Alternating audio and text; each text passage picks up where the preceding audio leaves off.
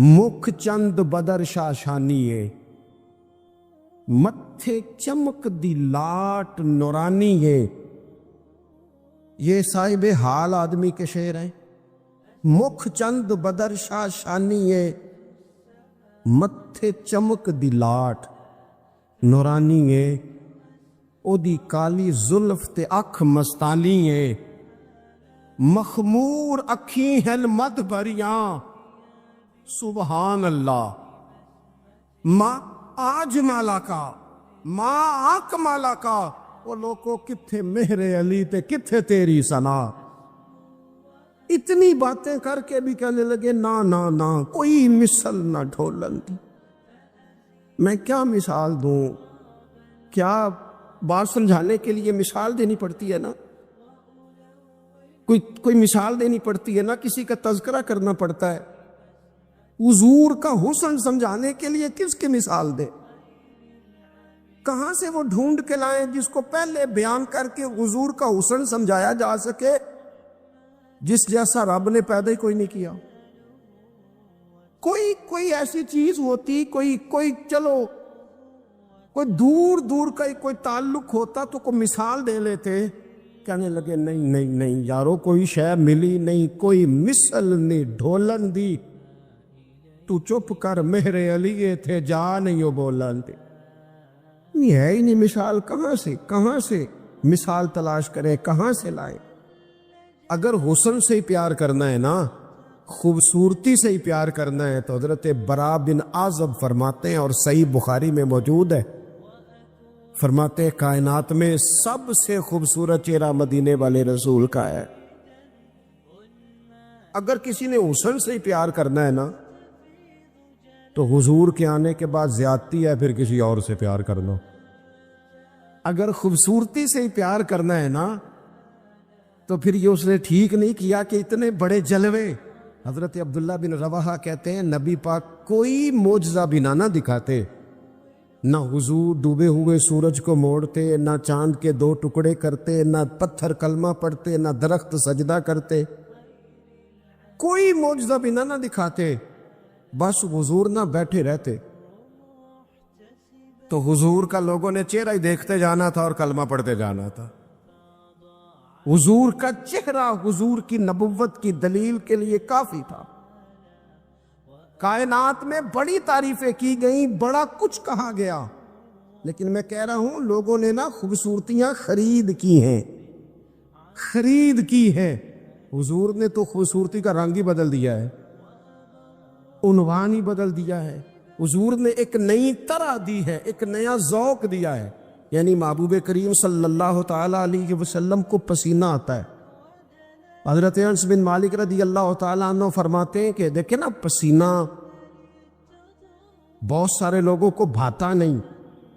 यानी पसीना बाज़ औक़ात कोई किसी के पसीने से तकलीफ में ना भी हो तो लोग कहते हैं यार मुझे पसीना आ गया है, मैं ज़रा कपड़े बदल लूँ। हज़रत अनस बिन मालिक कहते हैं नबी करीम अलैहिस्सलाम कभी कभी ना हमारे घर में आराम करते थे। मेरी अम्मा चमड़े का बिस्तर बिछाती थी। मैंने कहा हुजूर ने ना खूबसूरती का उन्वान बदल दिया है। लोग जिसे खूबसूरती समझते थे, हुजूर ने उस उन्वान को बदल के रख दिया।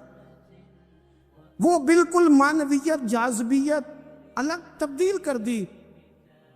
कभी पसीने से भी लोगों ने फैज़ लिया है, लेकिन यहां रंग बदल दिया ना, उन्वान बदल दिया ना, नबी करीम तब्दील कर दिए ना सारे अहवाल दुनिया के। कहते हमारे घर में हुजूर कभी कभी आराम करते थे। मेरी वालदा जिस दिन पता होता हुजूर यहाँ आराम फरमा होंगे, चमड़े का बिस्तर बिछाती। अब चमड़े का बिस्तर हुजूर के लिए, फरमाते चमड़े का बिस्तर बिछता।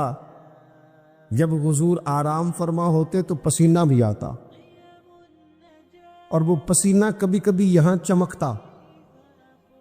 कहने दो ना मुझे मुख चंद बदर शाशानू, ऐ जे मत्थे चमक दी लाट नूरानी। ते वो कभी कभी पसीना ना हुजूर के रुखे नूर पर चमकता, बाजुओं पर चमकता, पर उसके चंद कतरे ना वो चमड़े के बिस्तर पर भी गिरते। कहते हैं हुजूर उठ के चले जाते तो मेरी अम्मा जल्दी करती, वो हुजूर का सारा पसीना संभाल के बोतल में डालती। میں کہتا اماں اس کا کیا کرنا ہے؟ تو اماں کہتی ذرا سونگنا، دنیا میں ایسی خوشبو کہیں ہے جو خوشبو مدینے والے کے پسینے میں ہے؟ اور یارو دیکھو نا کسی درویش نے کیا کہا ہے، وہ کہتا ہے مدینے میں سکون کیوں ہے، قرار کیوں ہے، خوشبو کیوں ہے، ٹھنڈک کیوں ہے، دل کیوں لگتا ہے؟ وہ کہتے عرصہ ہوا طیبہ کی گلیوں سے وہ گزرے تھے، اب تک ان گلیوں میں خوشبو ہے پسینے کی۔ عرصہ ہوا طیبہ کی گلی، تو اگر کسی نے حسن سے ہی پیار کرنا ہے تو پھر وہ جبر نہ کرے، وہ آئے نہ میرے رسول سے پیار کرے، آئے نہ حضور کی سادگی سے پیار کرے، آئے نہ میرے رسول کریم کے بظاہر کچے گھر سے پیار کرے، آئے نہ حضور کے سادے لباس سے پھوٹنے والی نورانیت سے پیار کرے۔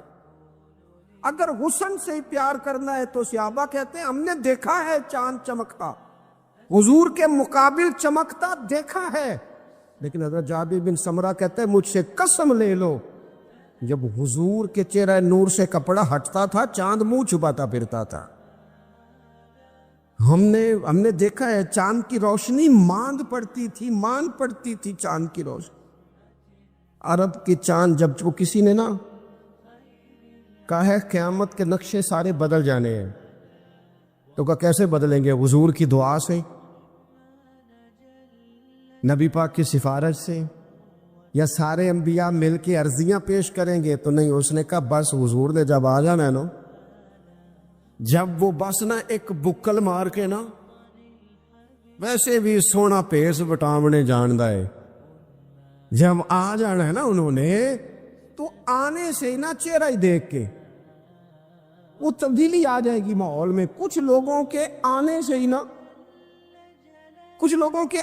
ہی تبدیلی۔ مجھے ایک دوست مدینے میں کہنے لگے بڑی باتیں سوچ کے آیا تھا، بڑا کچھ ذہن میں تھا، یہاں آ کے ہوا کیا ہے؟ میں نے کہا اتنے نہیں بولیا جاندہ، نالے اتنے نا دو باتیں ہیں، ایک تے بولیا جاندہ نہیں تے دوجی گل ہے بولن دی لوڑ ہی نہیں رہندی۔ میرے امام نے کہا لب واہ ہے آنکھ بند ہے پھیلی ہے جھولیاں، لب واہ ہے، چپ بولنا نہیں، لب واہ ہے آنکھیں بند ہے اور پھیلی ہے جھولیاں۔ اکھاں میٹ لو، چپ کر جاؤ تے چولی اگے کرو، دسو چاہیے کیجے۔ لب واہ ہے آنکھیں بند ہے پھیلی ہے جھولیاں، کتنی مزے کی بھیک تیرے پاک در کی ہے۔ اگر کسی نے حسن سے پیار کرنا ہے تو پھر آئے نہ میرے رسول پاک سے کرے، آئے نہ حضور سید عالم سے کرے، آئے نہ رسول کریم کی رعنائیوں سے کرے۔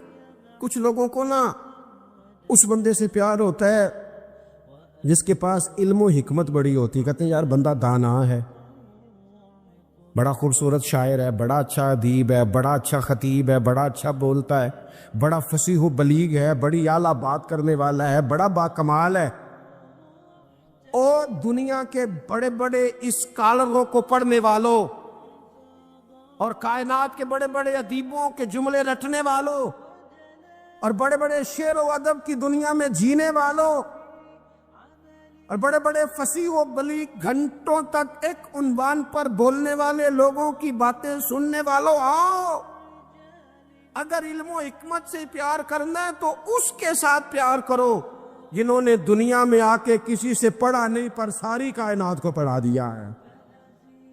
وَعَلَّمَكَ مَا لَمْ تَكُنْ تَعْلَمْ، رب کہتا ہے حبیب آپ جو نہیں نہ جانتے تھے سارا ہی آپ کو سکھا دیا ہے۔ حضور زمین پہ بیٹھے تھے، تشریف فرما تھے، کسی نے کہا یا رسول اللہ یہ سوال، رسول کریم اٹھے، امامہ سیدھا کیا، میرے محبوب نے چادر اوڑھی، کندھے پہ رکھی، منبر پہ آ کے بیٹھ گئے، فرمایا جو دل کرتا ہے پوچھو، میں ہر سوال کا جواب دوں گا، پوچھو نا جس کے جو جی میں آتا ہے۔ حضرت عمر کہتے زور سے عصر تک بیان کیا، نماز پڑھی، پھر منبر پہ، عصر سے مغرب تک حضور نے باتیں بتائیں، پھر نماز پڑھی، پھر منبر پہ، عصر سے مغرب تک کہتے کریم نے ہمیں اتنا نوازا اتنا نوازا اتنا نوازا کہ جنتی جنت میں چلے گئے، جہنمی جہنم میں چلے گئے، زندگیاں ختم ہوئیں اور قلم ٹوٹ گئے، پر تیرے اوصاف کا ایک باب بھی پورا نہ ہوا۔ آئے جس نے حکمت سیکھنی ہے مدینے والے سے سیکھے، آئے جس نے سپہ سالاری سیکھنی ہے میرے رسول سے سیکھے، آئے جس نے قیادت کے اصول سیکھنے ہیں حضور سے سیکھے، آئے جس نے اعلیٰ استاد بننا ہے صفا یونیورسٹی کے استاد سے سیکھے، آئے جس نے آقائی کے آداب سیکھنے ہیں وہ آئے نہ سیکھے۔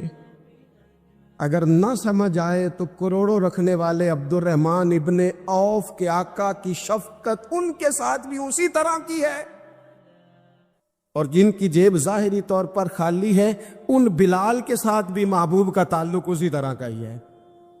آئے نہ دیکھے آئے، اور رسول کریم نے نہ صرف لوگوں کو اس طرح سے حکمت سکھائی ہے، اس طرح کی حکمت سکھائی ہے کہ صرف انہیں آداب زندگی اور طور طریقے نہیں بتائے، حضور نے اس طرح کی درویشی کی، اس طرح کی سادگی بتائی کہ امیروں کا فقیر ہونے کو دل کرنے لگا، اور فقیر سمجھ لگے کہ ہم سے بڑا تو بادشاہی کوئی نہیں، ہم سے بڑا تو تگڑا ہی کوئی نہیں۔ یہ دیکھو نا حضرت عثمان غنی امیر باپ کے بیٹے، حضرت مصعب ابن عمیر امیر ماں کے بیٹے، حضرت عبد الرحمن بن عوف امیر، لیکن کبھی مسجد کا جھاڑو، کبھی حضور کے دروازے کی نوکری، اور سجنا اویخ یار منوں دی خاطر اساں کی پیس وٹائے۔ ان امیروں کو نہ فقیری کے ڈھب سکھائے، اور یہ ہے بلال حبشی، کہتے میں غلام، میرا باپ غلام، دادا پردادا غلام، گھر سارے غلاموں کے، لیکن میں وہ والا غلام ہوں کہ کبھی آ جاؤں نا محفل میں تو عمر جیسا بندہ اٹھ کے کھڑا ہو جاتا ہے اور میرا بازو تھام کے لاتا ہے۔ عمر جو دھرتی پہ درہ مارے تو زلزلے رک جائیں، عمر اعلان کر دے تو دنیا کانپ جائے، لیکن سیدنا بلال کہتے ہیں میرا بازو تھامتے عمر، اپنی جگہ پہ بٹھاتے، میں رو پڑتا، میں کہتا سونیا غریب ماں کا پتر، میرا ابا چکی چلاتا تھا، کام کرتا تھا، اتنا احساس۔ تو کہتے سیدنا عمر کہتے وہ پہلے کی بات ہے، اب تو حضور کے غلام ہونا، انت سیدنا بلال، جب سے تو مدینے والے کا غلام بنا ہے ہم سب کا تو سردار ہو گیا ہے، تو سردار ہے ہمارا، علم و حکمت یہاں سے سیکھو، یہاں سے سیکھو۔ اور اگر کچھ لوگ کہتے ہیں جی مجھے فلانے سے اس لیے پیار ہے کہ اس کے پاس دولت ہے، پیسے ہیں، اس کے پاس اقتدار ہے، مجھے محبت اس لیے ہے کہ وہ بندہ جو ہے وہ بڑی طاقت رکھتا ہے، کسی مشکل میں کام آئے گا، مجھے اس لیے محبت ہے کہ اس شخص کے خزانے بڑے بھرپور ہیں تو کہیں میری مشکل حل کر دے گا۔ پیسے والے لوگوں سے بھی تو لوگوں کو پیار ہو جاتا ہے نا، وہ کہتے ہیں یہ میرے اوپر احسان کر دے گا، کوئی نیکی کر دے گا، کہیں مشکل آ جائے گی تو کام آئے گا۔ تو اگر خزانے والوں سے ہی پیار کرنا ہے تو پھر ان سے تو نہ پیار کرو، جن کے پاس خزانے تو ہیں دل کوئی نہیں، جن کے پاس تجوریاں تو ہیں بانٹنے کا جذبہ کوئی نہیں، جن کے پاس بینک بیلنس تو ہے لیکن ان کے پاس مروت کا حسن کوئی نہیں، جو باتیں تو بڑی رکھتے ہیں لیکن سینے میں غریب کا درد نہیں رکھتے، پھر ان سے محبت کرنے کی کیا ضرورت ہے، پھر ان سے پیار نہ کرے۔ جو صحیح بخاری میں موجود ہے، مدینے والے محبوب فرماتے ہیں میں سو رہا تھا، اللہ کریم نے خزانوں کی کنجیاں ہی مجھے عطا فرما دی ہیں، فرمایا زمین کے خزانوں کی کنجیاں میرے دونوں ہاتھوں میں لا کے رکھ دی ہیں، اللہ نے محبوب کو محبوب بنا لیا ہے۔ اس کا صرف ترجمہ کبھی بندے کی سمجھ میں آ جائے نا تو سارا میلاد اس کی سمجھ میں آ جاتا ہے۔ صرف اس آیت کا آسان سادہ ترجمہ اگر سمجھ لیا جائے کہ رب کہتا ہے میں نے احسان کیا تم پر، تمہیں اپنا رسول دے دیا ہے، وہ دو عالم کی رحمت ہیں، وہ جہاں چاہتے وہیں رہتے، یہ تو ان کی مہربانی ہے کہ یہ عالم پسند آیا۔ نبی پاک صلی اللہ تعالی علیہ وسلم ہمارے اوپر رب کا سب سے بڑا احسان ہے، اور اللہ تبارک و تعالی نے سسکتی، تڑپتی، بے چین، پریشان، تکلیف میں مبتلا اپنی مخلوق پر رحم فرمایا اور رسول کریم عطا فرمائے۔ نبی پاک صلی اللہ تعالی علیہ وسلم کی تشریف آوری نے ایک ایک ذرے پر احسان کیا۔ حضور سے ایک ایک نگر، ایک ایک پتہ فیض یاب ہوا، لیکن بعض چیزیں ایسی ہیں جنہیں خصوصی طور پر سرکار نے نوازا، بعض معاملات پر خاص کرم نوازی حضور نے فرمائی۔ مجھے بتائیے، جس بندے کو یہی خبر نہ ہو میرا خالق اور مالک کون ہے، جس کو یہی پتہ نہ ہو کہ میرا رزق کہاں سے آتا ہے، میں نے مانگنا کہاں سے ہے، جسے یہ خبر ہی نہ ہو کہ میری دعاؤں کا رخ کس طرف ہونا چاہیے، اس کی بھی کوئی زندگی ہے؟ نبی پاک علیہ السلام نے سب سے بڑا احسان یہ فرمایا ہے کہ ہمیں عقیدہ توحید سکھایا ہے۔ حضور نے ہمیں ہر جگہ سے چھڑا کے رب کریم کی بارگاہ میں سجدہ کرنے کا حکم دیا ہے۔ عرب کے لوگ جو تھے وہ بڑی بڑی وہم کا شکار تھے، بڑی بڑی اوہام پرستی کا شکار تھے۔ یہ آج کل بھی وہم بہت زیادہ ہے نوجوانوں میں، یعنی کوئی فیصلہ پکا ہے ہی نہیں، کوئی پکی بات ہی نہیں کرتے، یہ کر لوں کہ نہ کروں، اگر آپ کہتے ہیں تو کر لیتا ہوں، ویسے اس میں فلانی فلانی کمزوری بھی ہے، اور اگر میں نے نہ کیا تو فلاں فلاں مشکل بھی ہے۔ بھئی جس بندے نے قوت فیصلہ ہی نہیں پائی، اس نے ارادہ ہی پکا نہیں کیا کہ اس نے کدھر جانا ہے، تو وہ سفر کیسے کرے گا؟ سفر تو اس بندے کا مکمل ہوتا ہے جو سفر شروع کرتا ہے۔ عرب کے لوگ بھی بڑے بڑے اوہام پرستی کا قائل تھے۔ وہ جب قربانیاں کرتے تھے تو ان کا گوشت لا کے کعبے کی دیواروں کے ساتھ ملا کرتے تھے، یہ قبولیت کی علامت ہے۔ سارے کپڑے اتار کے کعبے کا طواف کرتے تھے، جب احرام باندھ لیتے، حج عمرے کا ارادہ کرتے تو دروازوں سے داخل نہیں ہوتے تھے۔ وہ کہتے تھے کہ دروازے گناہگار ہیں اور ہم جو کہ اب نیک کام کر رہے ہیں لہذا اوپر سے ہو کے آئیں گے۔ رسول کریم علیہ السلام نے انہیں ان سارے وہموں سے، ساری پریشانیوں سے، ان ساری بدشگونیوں سے نکال کے کہا، اللہ تمہارا مالک ہے، اللہ تمہارا محافظ ہے، ہوگا وہ جو رب چاہے گا۔ ذرا ذرا سی بات پہ سہم جانا، ذرا ذرا سی بات پہ ڈر جانا۔ حضور نے لوگوں کو قوت فیصلہ عطا کی، اور اتنی بڑی قوت فیصلہ حضور نے دی کہ کل تک جو فیصلہ کر نہیں نہ پا رہے تھے، آج انہوں نے اس طرح کے فیصلے کیے کہ اپنی ساری کی ساری اولادیں لے کر وہ میدانوں میں کھڑے ہو گئے۔ وہ ڈٹ گئے کہ ہم نے کفر کے مقابلے میں جہاد کرنا ہے۔ انہوں نے طے کر لیا کہ حق کیا ہے، سچ کیا ہے۔ نبی پاک علیہ السلام نے ہمیں عقیدہ توحید دیا، اور وہ طے کر کے دیا ہے نبی پاک، سجدہ سوائے اللہ کے کسی کو جائز، اگر کوئی عبادت کی نیت سے کرتا ہے تو سجدہ کفر ہے، اور اگر تعظیم کی نیت سے کرتا ہے تو حرام ہے۔ نبی پاک علیہ السلام تشریف فرما تھے تو کچھ جانوروں نے آ کے حضور کے قدموں پہ سجدہ کیا، پیش نظر ہے وہ نوبہار، اور سجدے کو دل ہے بے قرار، روکیے سر کو روکیے، یہی تو امتحان ہے۔ کچھ جانوروں نے جب سجدہ کیا تو صحابہ عرض کرنے لگے، یا رسول اللہ صلی اللہ تعالی علیہ وسلم ہمارا بھی دل کرتا ہے۔ تو حضور نے فرمایا، بھی سجدہ سوائے رب کے کسی کے لیے جائز نہیں ہے۔ ہاں اگر جائز ہوتا تو میں خاتون سے کہتا کہ اپنے شوہر کو سجدہ کرے۔ نبی پاک علیہ السلام نے حد بندی کر دی۔ اور پھر دیکھیں، یہ جو ہم میلاد مناتے ہیں نا، یہ میلاد اللہ تعالیٰ کی توحید کا بہت بڑا اعلان ہے۔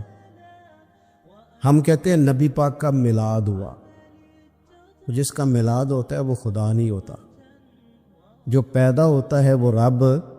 جب ہم میلاد منا رہے ہوتے ہیں تو ہم یہ بتا رہے ہوتے ہیں بھئی حضور خدا نہیں، حضور تو 12 ربیع الاول کو پیدا ہوئے، تو جو پیدا ہو، رب پیدا، لم یلد ولم یولد، اللہ تبارک و تعالیٰ پیدا نہیں ہوتا، مالک تو ازلی ابدی شان رکھتا ہے۔ اس لیے عقیدہ توحید بندے کو مضبوط کر دیتا ہے. انسان جب عقیدہ توحید والا ہو جاتا ہے اور نبی پاک علیہ السلام دنیا میں رب کی طرف بلانے آئے, وداعیا الی اللہ باذنہ وسراجا منیرا, حضور نے لوگوں کو اللہ کی جانب دعوت دی.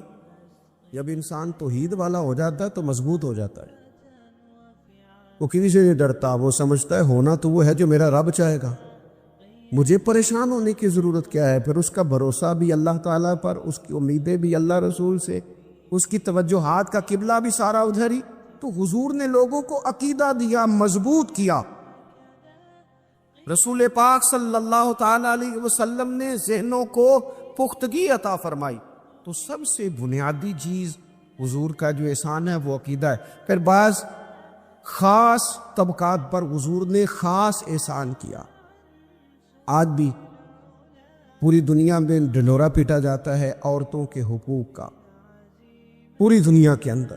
اور بعض لوگ عورتوں کو بڑا دھوکہ دیتے ہیں, کہتے ہیں تمہیں حق نہیں ملتے لہٰذا تم سڑکوں پہ آ جاؤ. معاذ اللہ, تمہیں حق نہیں ملتے لہٰذا تم معاذ اللہ بازاروں کی رونق بن جاؤ. عورتوں کو بڑا پریشان کیا جاتا ہے حقوق کے تعلق سے. نبی پاک علیہ السلام کی آمد سے پہلے کوئی خاتون کے ساتھ سلوک اچھا نہیں کیا جاتا تھا, اس کا کوئی جائیداد میں حصہ نہیں تھا. عورت کا خامد اگر فوت ہو جاتا تو وہ اپنے سسرال کے خاندان کی پراپرٹی بن جاتی معاذ اللہ, اور جس کے مرضی چاہے سپرد کر دیتی. ہندوستان کے بعض علاقوں میں ایسی کبھی رسمیں بھی پائی جاتی تھی کہ بعض عورتیں اپنے خامد کے ساتھ جل جانا مناسب سمجھتی تھی کہ بعد میں کوئی زندگی تو ہوگی نہیں. اور بیوہ خاتون اور طلاق یافتہ خاتون, اس کے بارے میں تو لوگوں کا خیال تھا کہ شاید یہ خاتون بالکل سوسائٹی اور سماج کا حصہ ہی نہیں ہونی چاہیے. قربان جائیں, یہ اعزاز میرے نبی پاک نے دیا ہے. حضور نے پہلی شادی ہی اس خاتون سے کی ہے جن کا پہلے بھی نکاح ہو چکا تھا. اور خاتون کو حضور نے حقوق دیے, جائیداد میں حصہ دیا.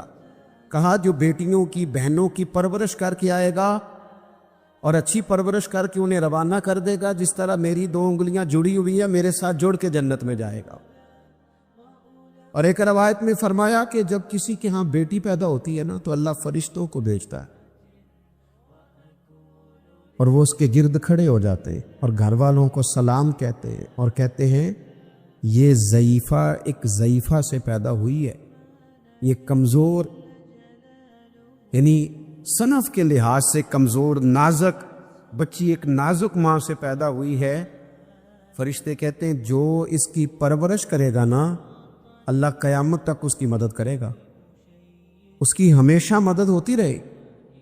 اور نبی پاک صلی اللہ تعالی علیہ وسلم کی خدمت میں آ کے جب خواتین نے کہا تھا نا یا رسول اللہ ہمارے تو دین دنیا کے معاملات میں مردوں کے تعلق سے کمزوری ہے, کئی دن تو ہم ویسے نماز نہیں پڑھ سکتی مہینے میں, کئی دن تو ہم ویسے عبادات کے قریب نہیں جا سکتی, جہاد پہ ہم نہیں جاتی, گواہی ہماری مردوں کے برابر نہیں, تو یا رسول اللہ صلی اللہ علیہ وسلم ہمارا بھی کوئی اعزاز ہے. تو حضور نے فرمایا جب کوئی خاتون حاملہ ہوتی ہے نا تو اللہ اسے اتنا ہی ثواب دیتا ہے جتنا جہاد کرنے والے کو ثواب دیتا ہے, اور جب بچہ پیدا ہوتا ہے تو اللہ تعالیٰ اسے شہادت کا درجہ عطا کرتا ہے, اور جب وہ بچوں کو دودھ پلاتی ہے تو رب اسے غلام آزاد کرنے کا ثواب عطا کرتا ہے. ایک دفعہ نا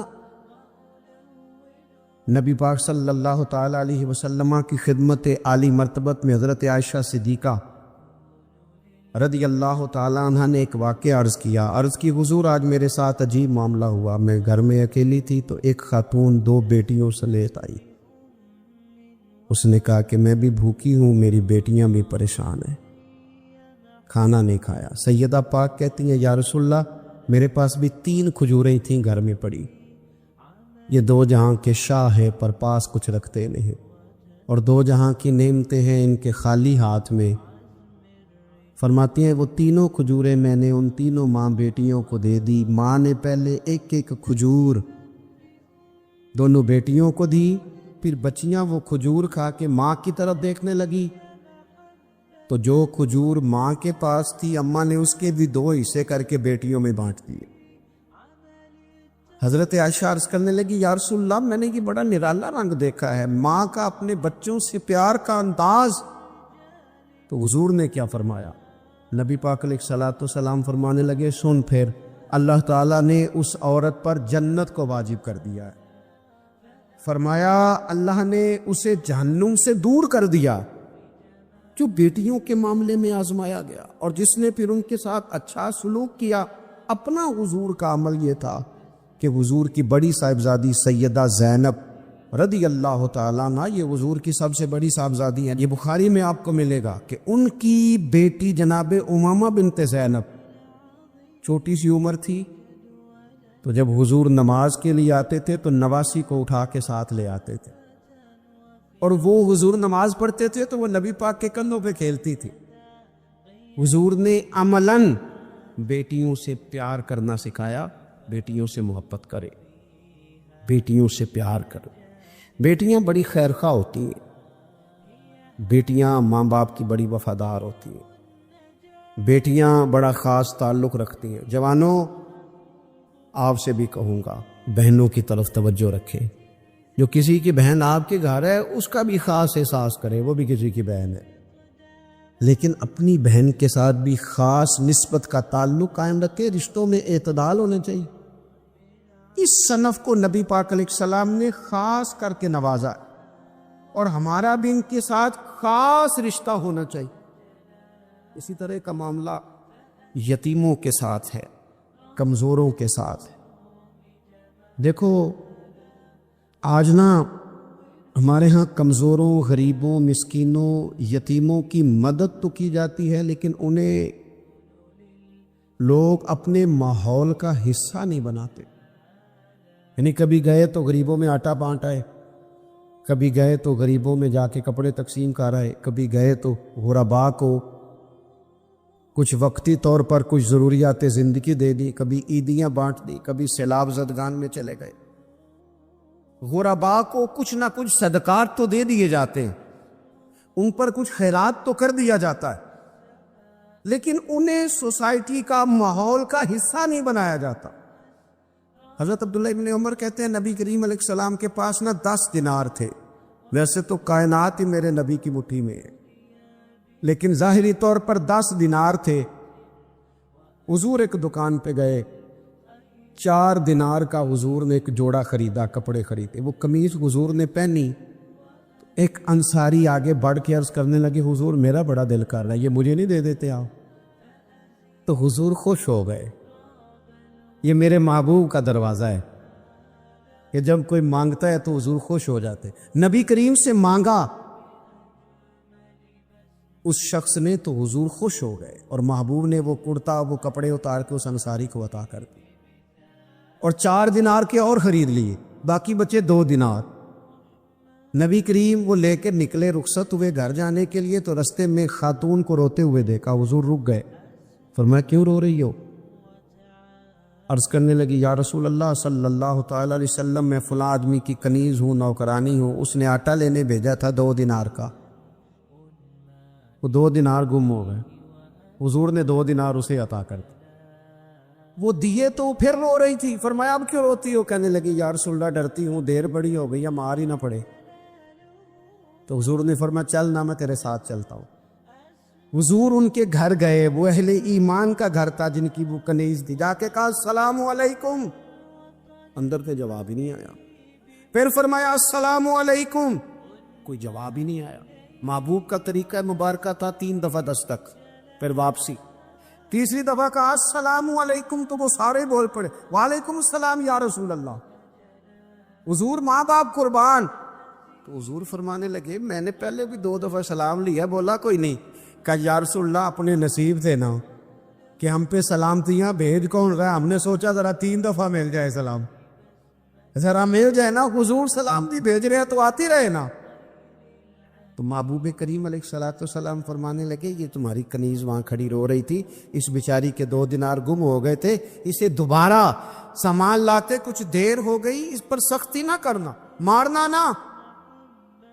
غلام کہنے لگے حضور اس خاتون کے قربان جائیں جو ہمارے کریم رسول کو ہم جیسے غریبوں کے گھر تک لے آئیے، مارنا کیا، ہم اسے آزاد کر دیں، یہ آزاد ہے اللہ کی رضا کے لیے۔ یہ دیکھو، یہ میرے نبی پاک کا انداز ہے۔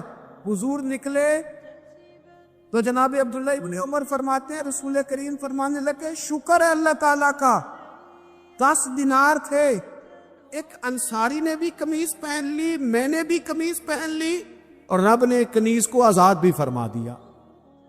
یہ انداز ہمیں نبی کریم نے دیا ہے کہ ہم اپنے دولتوں میں، اللہ کی عطاؤں میں غرباء کو، قریبیوں کو، رشتہ داروں کو، بہن بھائیوں کو تھوڑا شریک کر لیں، تاکہ وہ جو آسودگی اللہ نے ہمیں دی ہے اس میں سے دوسروں کو بھی کچھ نفع ملے۔